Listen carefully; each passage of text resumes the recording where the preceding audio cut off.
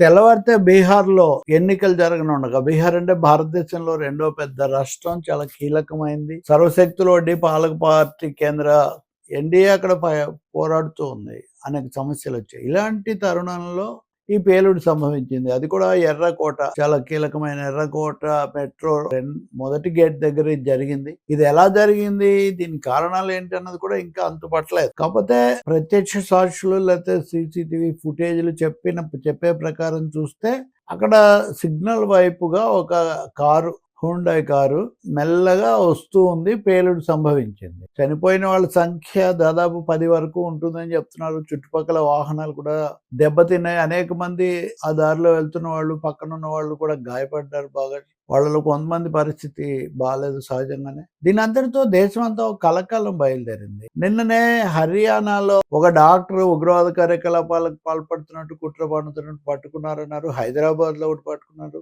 జమ్మూ కాశ్మీర్ లో ఒకటి పట్టుకున్నామన్నారు. ఇవన్నీ వార్తలు వస్తుండగా ఢిల్లీలో ఈ పేలుడు సంభవించింది. ఇది అవగానే ఎన్ఐఏ వాళ్ళు అక్కడికి వెళ్లారు. ఇతర భద్రతా బలగాలు కూడా వెళ్ళాయి. ఇంకా పూర్తి సమాచారం తెలియదు. ఇప్పుడు నేను చెప్పే దాంట్లో కూడా ఇంకా సవరణలు ఉంటే తర్వాత చేసుకోవచ్చు. హోంమంత్రి అమిత్ షా కూడా వెళ్ళారు.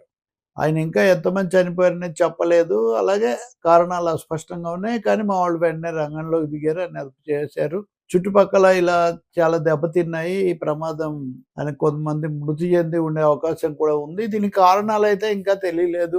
దీని మీద మేము క్షుణ్ణంగా చేస్తున్నామన్నారు. వెంటనే ఈ వార్త దావానలాగా ప్రపంచ మీడియా అంతా కూడా వచ్చేసింది. అల్ జజీరా దగ్గర నుంచి, బీబీసీ దగ్గర నుంచి, అమెరికన్ మీడియా దగ్గర నుంచి అందరు ఈ వార్తను, అంటే ఢిల్లీ కదా దేశ రాజధాని, ఒక కీలకమైన మహానగరం, హై సెక్యూరిటీ నగరం కూడా, అక్కడే ఇది జరిగింది. అందులో కూడా ఇలాంటి తరుణంలో కాబట్టి ఒకసారిగా ఈ దేశాన్ని కుదిపేసిందని చెప్పాలి.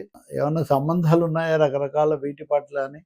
లేకపోతే ఇలా మామూలుగా ఉద్రిక్తత వ్యాప్తి చేసేవాళ్ళు, లేకపోతే రకరకాల ప్రచారాలు పెట్టేవాళ్ళు ఎలాగూ ఉంటారు. సో దేశంలో పరిస్థితి చాలా సున్నితంగా, క్లిష్టంగా ఉన్నప్పుడు ఇటువంటిది జరగడం అన్నది నిజంగా ఆందోళనకరం.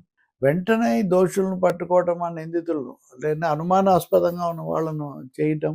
రెండవది, ఈ ప్రభావం ఇతర చోట్ల దీని ఆధారంగా ఏమీ రెచ్చగొట్టే ప్రచారాలు జరగకుండా చూడటం కూడా చాలా ముఖ్యం. ఎందుకంటే మనకు అనేక చేదు అనుభవాలు ఉన్నాయి కాబట్టి. ఇక మూడోది, కట్టుదిట్టమైన భద్రత. అంటే ఉగ్రవాదాన్ని చేసాము, మిగతా వాళ్ళందరూ ఇప్పుడు పహల్గాం దగ్గర నుంచి మనం చూస్తున్నాం. ప్రతి చోట ఒక విధమైన భద్రతా వైఫల్యం, ఆ తర్వాత వెంటనే తెలుసుకోలేకపోవడం, ఇవన్నీ కూడా జరుగుతున్నాయి. ఇప్పుడు కూడా ఒక వెంటనే తెలియదని అనుకున్నప్పటికీ క్లూ ఏమి ఆధారం కూడా ఇక్కడ కనిపించటం లేదు. అతి పటిష్టమైన, అత్యాధునికమైన నిఘా పరికరాలు ఇవన్నీ పెట్టడం, వాటి గురించి ఎప్పుడు రాజకీయంగా మీడియాలో వాటి గురించి మాట్లాడుతున్నాం. కానీ నిజంగా ఘటన జరిగిన తర్వాత మాత్రం అంతకుముందు ఇంత ఎలా ఆపలేకపోయారా, లేదా నిఘా సమాచారం లేదా, ఇట్లాంటివి సందేహాలు కలుగుతాయి. ముందుగా ఎందుకు జాగ్రత్తలు తీసుకోలేదు? పహల్గాం సంబంధించి కూడా కాశ్మీర్ లో కూడా ఇటువంటి అనేక నిఘాలు, అరెస్టులు ఇప్పుడు జరుగుతున్నాయి.